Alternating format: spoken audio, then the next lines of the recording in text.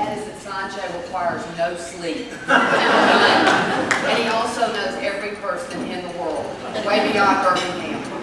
I'm Kate Nielsen. I know so many of you, and I'm so glad to be here tonight because I love people that are civically obsessed, and everybody in this room that I know is civically obsessed times 100, so I love you all.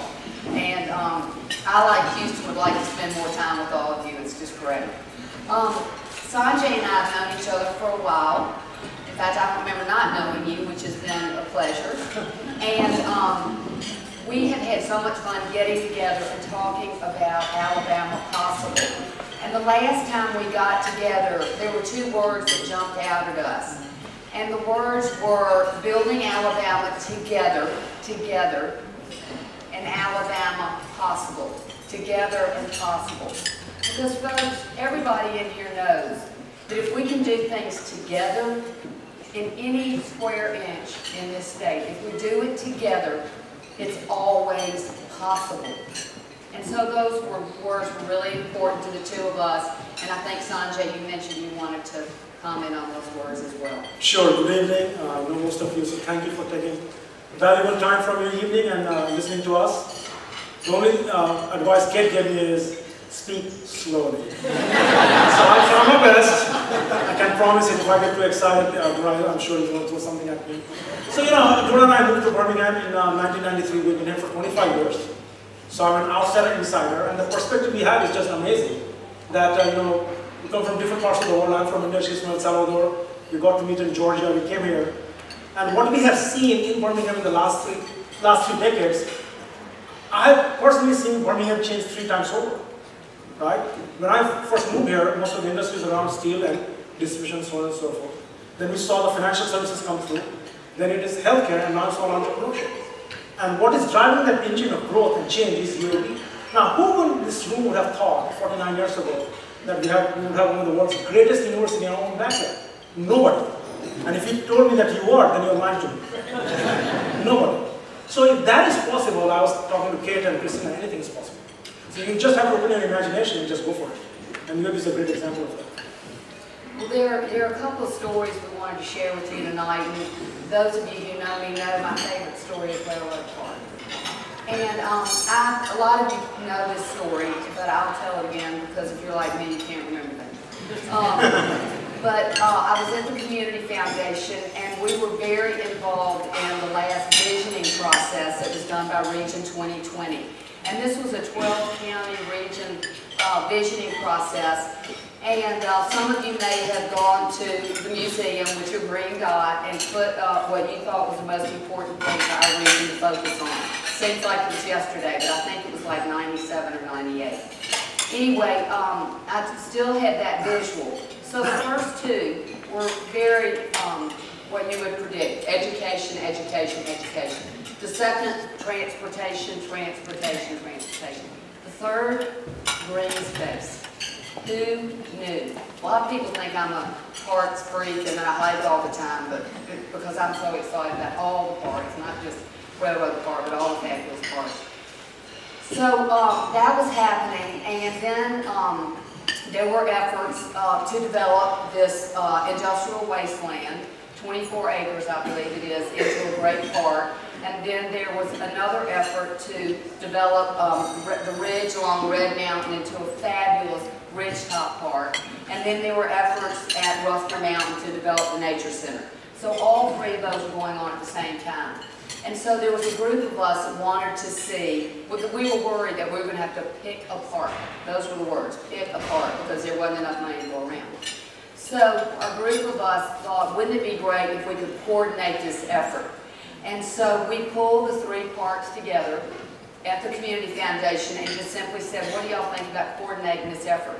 And the leaders at that time, leaders, real leadership here, in a nanosecond said, absolutely, this is good for everybody. And so ultimately we have these 3 great parks. And so that was successful because it was what the community wanted for itself. It wasn't any grand scheme out of the Community Foundation. It's what the community wanted for itself. So the parks have just been... So get out of question. Why park? Why not education? Well, The parks were, first of all, that's what people wanted, but we had to seize the moment.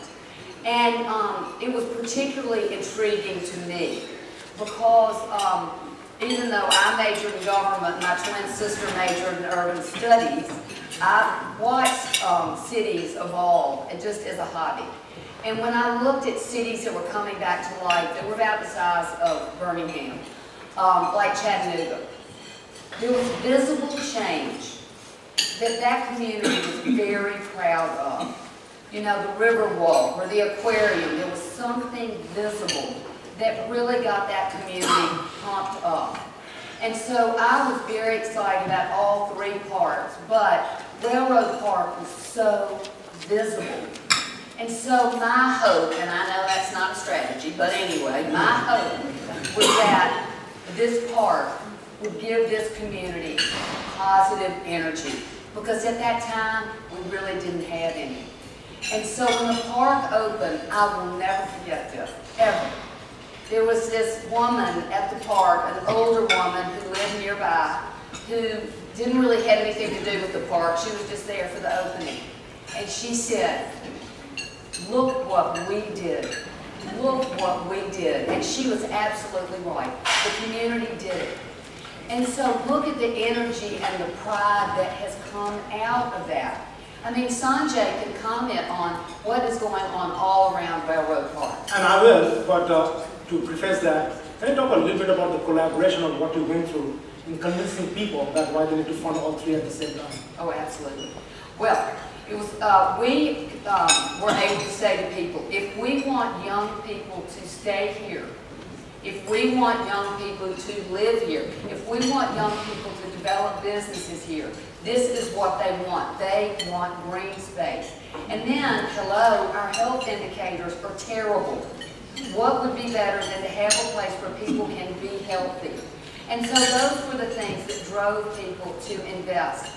And when I just spoke the most about Railroad Park because there were so many, Call, Meyer, Webb, Protective, every corporation jumped in. And it happened really quickly. People understood this is what the community wanted and they were ready to respond. So the timing was perfect. But again, it wasn't what the Community Foundation wanted or what I wanted. It was the community had spoken. And so that is why our leadership responded so quickly and so positively. So coming back to the question you asked me, I see Libba sitting here. I went through leadership Birmingham in 2010, and part of our community day was that Ann made us walk all the way from Alabama Ballet to where you have a Good People Brewery. So imagine walking that stretch of land Bill Jones 10 years ago. It was just desolate, there was nothing. And look what has happened with that. Again, who would have thought that such transformation would be happening? But you know, there are people laying the foundation stones many years ago, and part of that is Innovation Depot, right? And most of you may or may not know the story of Innovation Depot. I'm just going to quickly indulge myself in recounting the story. Because when I first came here in 1993, the original incubator was on UAB campus, which is now the current School of Engineering. And it was, you know, something to have, nothing great or extraordinary. Companies came there, they were becoming successful. Next thing you know, UAB has this very large place on Lakeshore Drive. Most of you have never been there. Hibbert Sports headquarters is right there. 40-acre park, UAB had that, it was great. There were a lot of great lab spaces because we needed the lab space, right? And, but it was a commute, it was a hike. I mean, you are talking about at least 30 to 40 minutes going from UAB campus all the way up to end of Lakeshore, close to the Ross Bridges. So that's when people started thinking, and at that time, Susan Matlock had built this fantastic entrepreneurial center downtown, which was for profit, which, by the way, we bought it a few months back, and I'm going to name the conference room, Susan Matlock Conference Room, but that's coming. And so UAB reached out to Susan and said, Susan, you know, we have to do something about it. We cannot have an entrepreneurial center downtown where there is nobody, and here is UAB creating all this energy, and we are 30 minutes away. Can we combine it together and just do something about it? Well, they did. We did a deal with Mr. Barber. Next thing you know, we took the old Sears building, and what a beautiful piece of property that is, 80 acres. But Susan did a marvelous job of convincing not only of the large corporations, but also the city of Birmingham and many other individuals why this was so important. She raised over $17 million 15 years ago put it together, got security, got parking, and then just open up door. And as they say, you build it, they will come, right?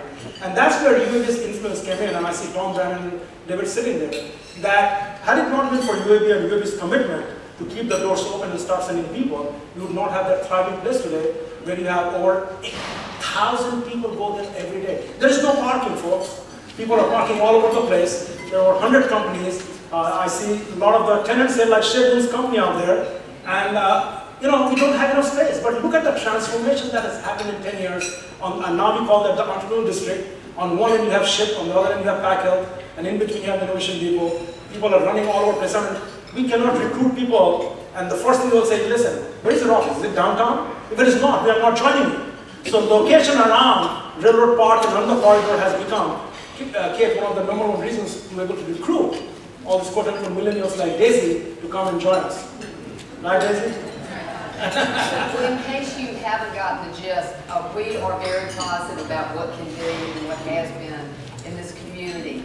And on the way here, my husband Claude and I came down a little early because we love to wander around downtown, and Troy and Ann Hayes like to do that too. We both go to the Advent. We like to wander around and see what's happening after church. In fact, I think we almost ran into each other on Sunday when Railroad Park was being built, and we're driving like this instead of looking at the road. But it was very exciting to see. And I think, Sanjay, you put it so well when you talked about the evolution.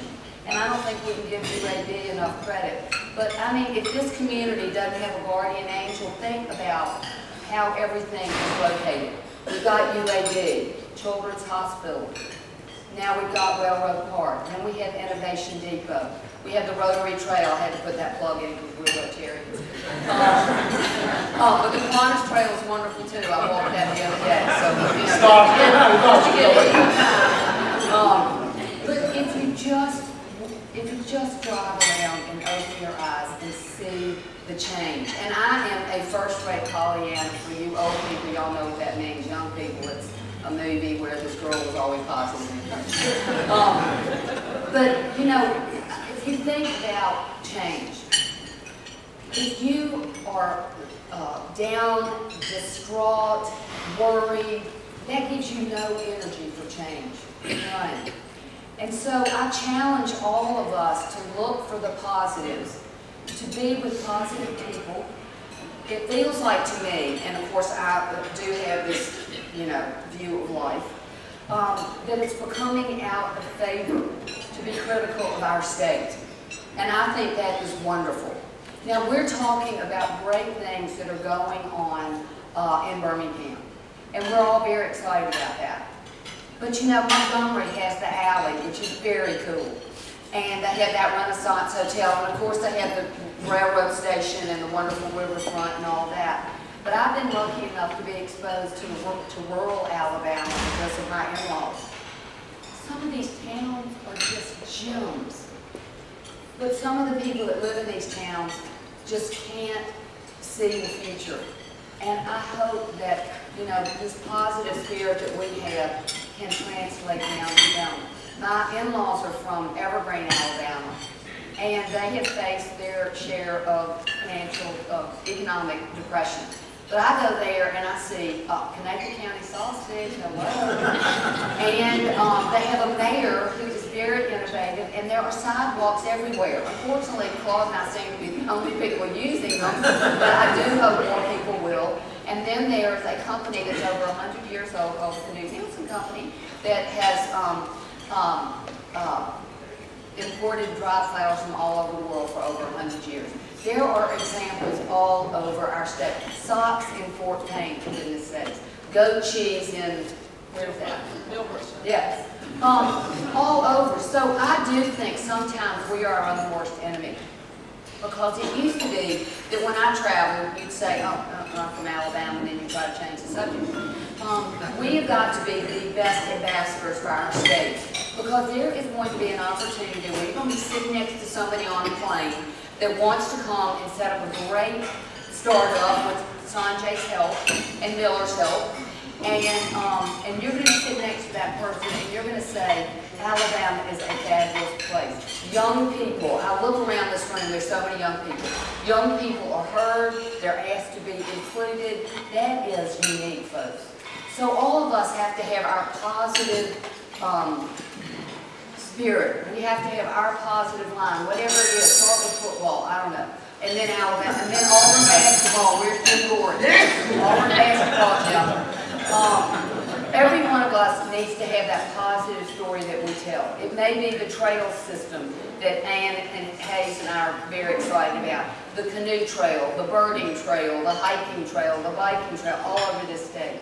Find your positive message. Be the ambassador so that we can move forward and, you know, make Alabama possible. End of lecture.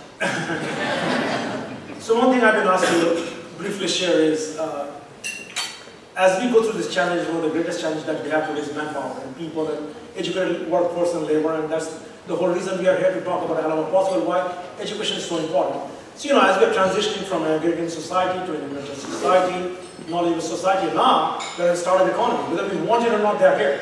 I mean, whether you want trade barriers or not, you have the Germans, the Japanese, the Koreans, the Indians, the Chinese, they're all in Alabama. And they're all hiring our people and recruiting. So, one of the challenges that we are facing, not only in Birmingham, but for the state, is the focus on the workforce. And what we have to do, Kate, to get our workforce ready, whether you have to have people driving trucks or you have data scientists, it really doesn't matter. So about 3 years ago, many organizations, and most of them are represented in this room, Community Foundation, United Way of Central Alabama, Central 6, Birmingham Business Alliance, UAB, Jeff State, City of Birmingham, I see Joel Volker sitting here, who worked with BBJ. They all came together, and Bill Jones was a big part in pushing that thing to happen. Is people have to sit down and talk about our challenge in terms of getting our people ready to work and be employable. So over a 2-year period of time, we have done a study using burning glass. Most of you have been hearing about that. And now they're going to get to the next phase. And it's very exciting and hopeful time that people are finally understanding that if we do not intentionally intervene, nobody's going to intervene for us. It's a very simple fact. Either we talk about ourselves, either we take the matter in our own hands, either we start investing in the education. And I tell people, when people come and say, Sanjay, we cannot hire anybody. Well, it's too late. Nobody can hire. If you're listening to news today, as of today, there are over 7 million job openings in the United States. Highest ever, more than the unemployment rate. There is nobody to be found anywhere to be employed. So we have to invest in them today. Now, I taught for 18 years at UAB. By the time people come to college, it's too late. You cannot change them when they're in, and I was teaching in the MBA program. By the time it's completely late. If we do not fix the system, education, and the desire to learn, at the high school level, it has to start from the 3rd and 4th and 5th grade onwards. We are not going to be able to fix our workforce challenges 10 years later. Whatever we start today is going to take us 10 years later. So part of our what is possible, you know, and I made a personal commitment for the next 3 years to lead this effort on behalf of BEA. Just like Railroad Park and the green space and everything that you see downtown has been 10 years in the making, our next challenge is going to be to invest in our youth today so that they're ready 10 years from now. So we are not having the same conversation, Scott, about why can't we find people that we can hire.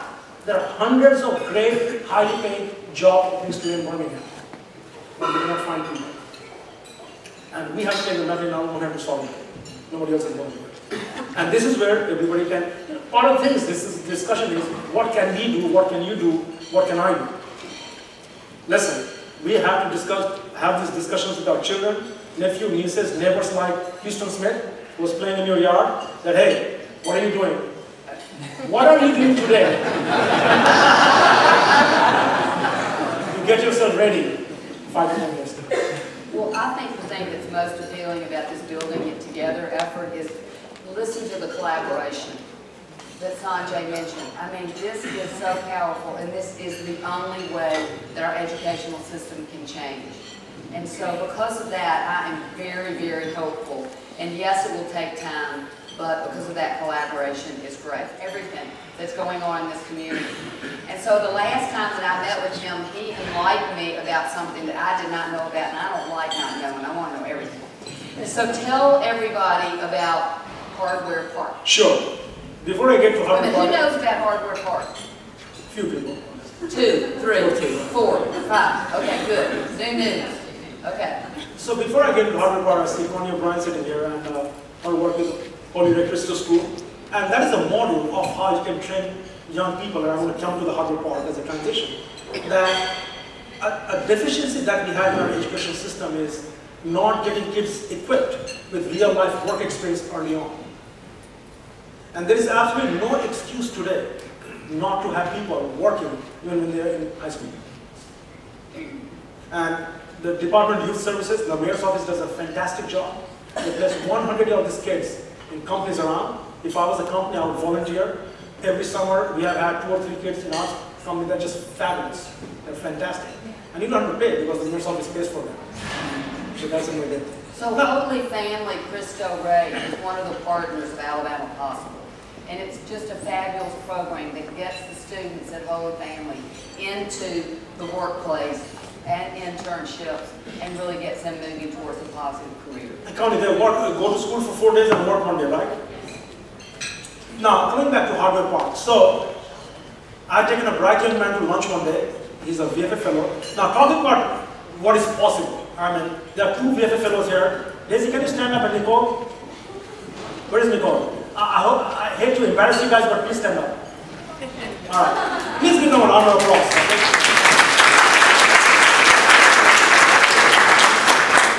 So, you know, Daisy's from Asheville, North Carolina, went to Columbia, worked for Goldman Sachs, Walmart, and here she's in Birmingham working for Miller. Nicole is a similar underachiever. She's also landed up, and she's at Packhead. Now we have 40 of them. These are individuals that could have done anything in life, and they chose to come to Birmingham and work for startups. So in that vein, I had taken one of the VFA fellows, Max Pollack, for lunch. And I said, Max, what are you doing after lunch? He said, Sanjay, I'm going to go and visit the founders of Hardware Park. And I'm like, Kate. And I said, what is the Hardware Park? This is 3 weeks ago. And I said, oh, come on. How come I've never heard? He said, Sanjay, not only have not heard, they're right behind your office. I said, Max, you're going to go back to your office and you're going to put me in touch with these individuals this afternoon. Which he did. And it didn't take me too long to keep emailing them till I heard back from the start. Now, those young men are very busy. They have a business to run. They're doing a lot of things. But the net is, and there are 2 individuals, Arnav Thors and Max Fitzgerald. They're a fantastic company. And it's a consulting company, Kate. They do engineering and design work. Almost all the suppliers in the auto industry and manufacturing and all those things, they're all the clients. They do robotics, they do manufacturing. And Lloyd Cooper, some of you may have heard about Lloyd Cooper. Lloyd is a great design thinker. He creates fantastic products. So the 3 of them got together. We said, you know, nobody is out here looking for people like us. You have innovation people for software and things of that nature. You have UAB, that is a lot of healthcare startups. And you have all these other things, but for young entrepreneurs who want to make things, which is not easy, it's not cheap, you have to have all this equipment, expensive equipment, and the know-how. They need to have a place where they can come together. We can have all the machines that they can build prototypes. We can create a for-profit, non-profit. We'll tie it in workforce development. We need to partner with all the schools of engineering because they're all looking for places to come have interns. And we need to be close to this railroad park. So they have about 6.5 acres. If you just, if you're on 3rd Avenue, just keep going to 3rd Avenue, go underneath the interstate, and you're going to hit the future of Hardware Park. So if you go tonight, just check out hardwarepark.org. They have a beautiful website about their vision, about the future, about what they want to do, and how you can participate. But folks, it is going to happen. Today, if you go there, it is a rundown, broken, there is just one building there, a whole bunch of rundown warehouses, there is nothing out there. But I can promise you, in 10 years, these 3 great entrepreneurs and their supply chain, their ecosystem of their clients, the universities they went through, their partners, investors, and and they're like-minded young entrepreneurs. They're going to transform that place. It's going to be one of the shining successes of our community. So you heard it first, right here, y'all. Hardwick Park. Who knew?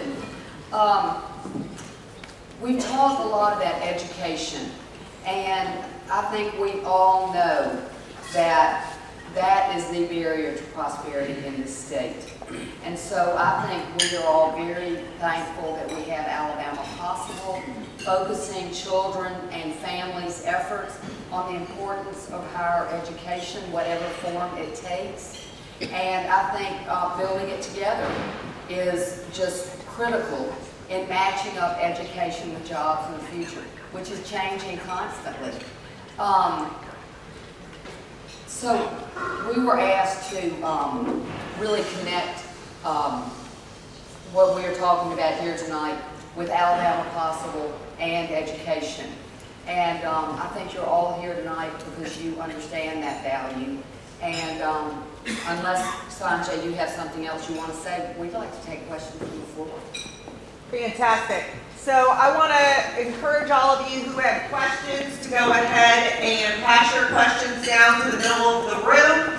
And we're going to do questions on question cards. For those of you who have been to this event before, we're going to do it a little differently and see how it works. And so I've got some questions ahead of time. And the first question is from Dr. Brooks Vaughn. And he asked about our fragmented governance structure. Not just in Jefferson County, but really all over the state, we have a fragmented governance structure. And it's a huge barrier to our growth, both as a region and as a state. And so, what do you think are some solutions? Well, I am so happy you asked that question. We can't see positive in that kind of question. Tonight, the mayors of Jefferson County and their spouses are having a social gathering. And as you might expect, the reason for that is to build relationships and trust. And they've already done that once at golf, what's it? Top Golf. Yeah, they've already done it once at Top Golf. And so there are particular mayors that are very, working very hard towards this. Unfortunately, they happen to represent 70% of the population. And I've been educated about this by the Community Foundation. Laura, Terry, I know you're here. You can build on that. So tomorrow, these mayors are spending the day identifying a service that they can come around together to save money and begin to collaborate as a county. And so I think, I asked Chris Noddy at the Community Foundation if I could mention this, and he said absolutely. Tomorrow's a new dawn, y'all. And it is very exciting.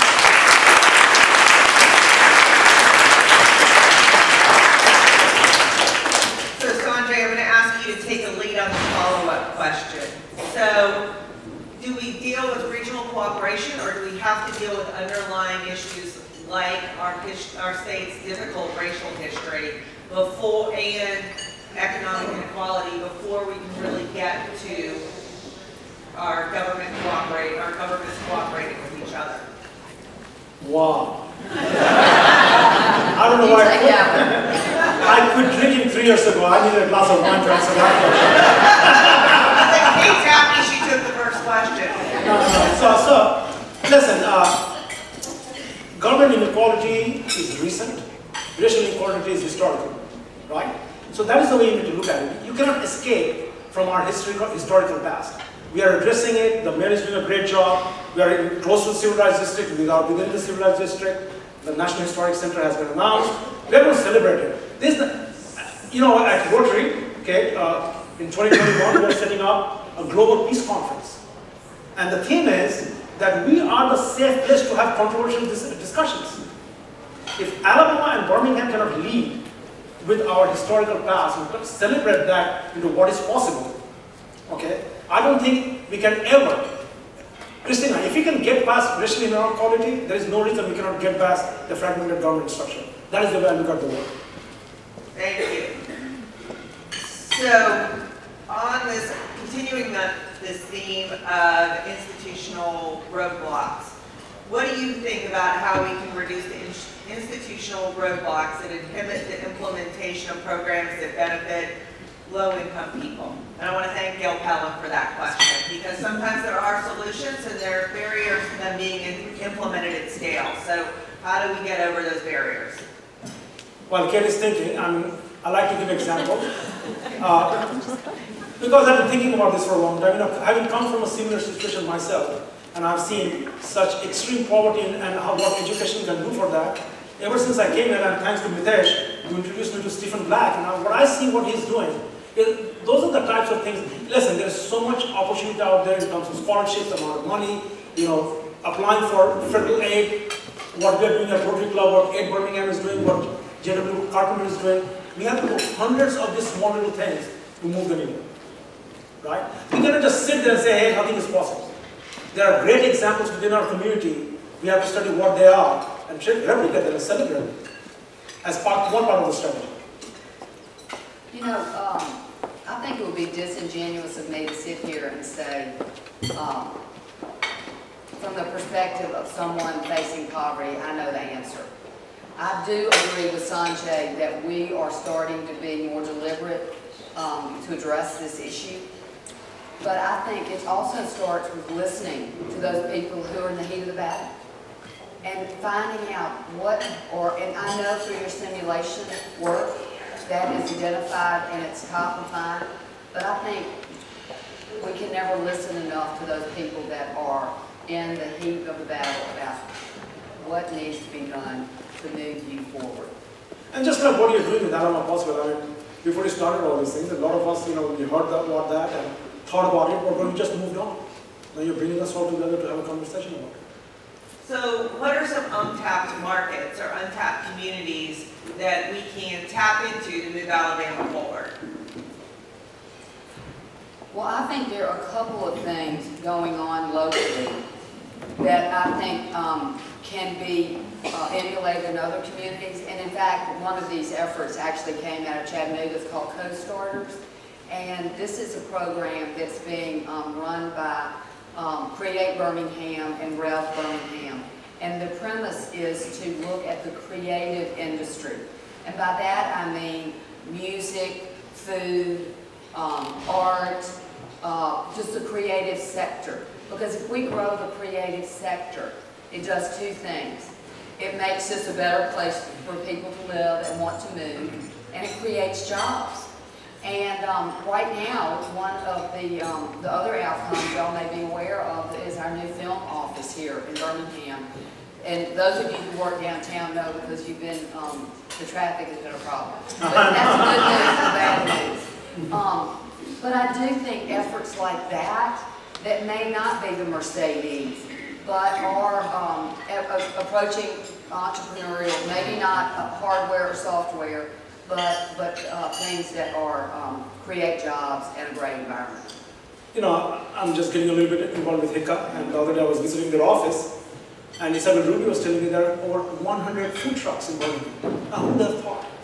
And so now they're putting together a program as to if somebody wants to start a very small food stall, how can we equip them with the basics of finance and business principles and licensing to enable them to create 3 or 4 or 5 jobs? You multiply that 1,000 times, you have 5,000 jobs right there. So we've talked about untapped markets of people and primarily in urban centers, but what about our rural communities that have lost population over the course of the last few generations and continue to? And I want to thank Dr. Katzinas for that question, and your son asked the question about untapped markets. I'd love to address that. Tourism. I think the state is finally understanding tourism brings serious money without the infrastructure when the tourists leave. And we've got this beautiful state, and so how do we attract people to this state that don't, get them to stop just driving through, but stop and spend money, and then that money goes into schools or roads or whatever else the state needs. And I think we have a unique opportunity to do that. And some of you may have seen in the morning edition of the Birmingham Business Journal, Joel, you owe me, this morning in Etowah County, they announced that they're building a $28 million mega sports complex that will have a hotel, tourist dollars, families come because it's soccer, baseball, and softball. Those people bring their families. They all spend money. The money stays in Etowah County. It goes into schools. We've got to look at opportunities like that so that we can have the resources to make our schools what they need to be for our wonderful children. And while Christina is thinking about the next question, she has a gift for all of you. You cannot leave this place, and there is a gift sitting right outside. And it is a map of Alabama, multiple maps with all the tourist spots. And where you can go and spend your hard-earned dollars. It's a fantastic map, by the way.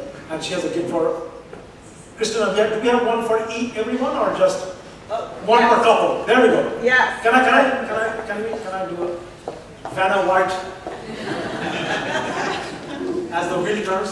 So this is a fantastic. This is what Kate is talking about. I usually think about this as my Oprah moment, but tonight apparently I'm Vanna White. Right. So just talk about this. Who put this together, and what is in it? So this was put together by Design Alabama, and I have to thank our good friend Cheryl Morgan, who is in New York tonight, who let me know about this. But we were talking about how to get into spaces where we might not always go, and how that's really about the theme, the transformational power of shared experiences. And so this book, that was one of Philip Morris's last projects before he passed away, is a guidebook to all kinds of different experiences in the state of Alabama. This is our brag book, right here. Yes, our brag book. And so we have one for each one of y'all to please take home. And so I have some follow-up questions for you, but one of your missions is to go out and get into some space where you haven't been before and get a little uncomfortable. And so I hope that this guidebook will help you do that. But I'm going to want to ask you, so what's a lesson that you learned in your youth that you would like to share with all the young people here who are here tonight? Oh boy.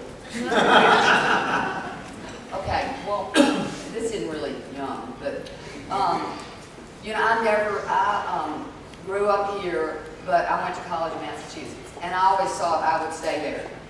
And then I came back here, and I spent enough time, and I picked up on the fact that people wanted to hear young people's opinion. I mean, y'all, this is 1976, and that was very appealing to me, because if I had gone to Boston, and I didn't go to Harvard, or MIT, so, you know, I would not have been, and I wasn't, you know, what are they, Boston Brahmins, I guess, those are the blue bloods up there. When any of that, you know, my accent was still pretty strong. But I knew if I came back here, I could make a difference. And I think it's still that way. And that is something I am really proud of. And I hope you sense that. Because I think it's still here. And I look around the room, and all of us have tried to cultivate that, continue to cultivate it. You really want to record my youth? No. So, I made a lot of mistakes. I was a college dropout and came to US to rebuild my career. So there are a couple of 2 or 3 lessons. I have a lot of lessons learned, but I'm just going to highlight just the 2 important ones that applies to all of us. And when I came to UAB and I was teaching and I was getting bored, I decided, what can I do myself without bugging anybody to really motivate myself? And I decided every year I'm going to do 3 new things. To push myself out of my own comfort zone. And I still do it today. And my kids, they love me or hate me for that. But because of that, and because of my son, they have been to 80+ countries as a family. Because every journey, every trip is to get out of the comfort zone. So, you know, and that has made me a better person in learning and opening my own eyes. Not only the travel part. And the second thing, to reiterate what Kate said, and that's why I selfishly do it, I surround myself with people half my age. Because they will keep you honest, they will keep you on your toes, and they will give you the ideas that you need to be successful.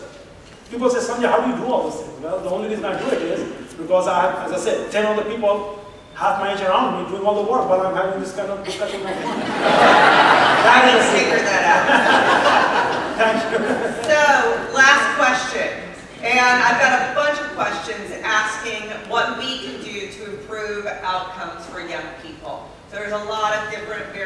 on that theme, but what can each one of us in this room do? More than 300,000 Alabama children live in low-income households. Far more live in households where there's not enough money to pay the rent and buy food and pay the utilities, and people are living paycheck to paycheck. So how do we improve outcomes for those hundreds of thousands of young people so that we can achieve our potential as a state? I have been lucky enough to be part of Rotary's partnership with ED, the Birmingham Education Foundation. And we have done mentoring with students in the Birmingham City Schools. And the thing that has been the most positive in doing that is we've seen how bright these kids are. And they just want an opportunity. And they just want guidance. And they are so hungry for it, and it is just fabulous. But they are great students. They just need the help that everybody in this room can offer them. And so I think any way that you can mentor a child, a student, is really important. And it has to be before senior year in college. It needs to be as young as possible. But it can be the simplest thing, exposing somebody to your business. You know, I'm retired, so I mean, I just try to help people communicate. A good handshake, look you in the eye. I mean, just some coaching. And it does two things. It gives them skills, but it also makes them feel like, you know, somebody cares. And so any amount of time that you can give these young kids, it's going to pay off. Am I standing between that and everybody leaving? Someone in a bit short. So Dora and I have decided in the next iteration of our life, we're going to invest our resources in scholarship for young kids. So whether it's working with JW at Birmingham or we're looking with UAB, we'll be establishing a lot of scholarships. And you know, when we talk about scholarships, it's like kids do not need full scholarships. They just need that enough to get over the hump. And jobs. I'm a big believer you don't give them fish to eat, but teach them how to fish. So besides the fact, our scholarship is going to come with an attachment that you have to work. You don't work, you don't get money. As simple as that. So teaching them how to work, and along with that, just helping them that tiny bit, whether it's clothes, whether it's books, whether it's a trip, whether it's part of the tuition, that's what we do. Okay, thank you. And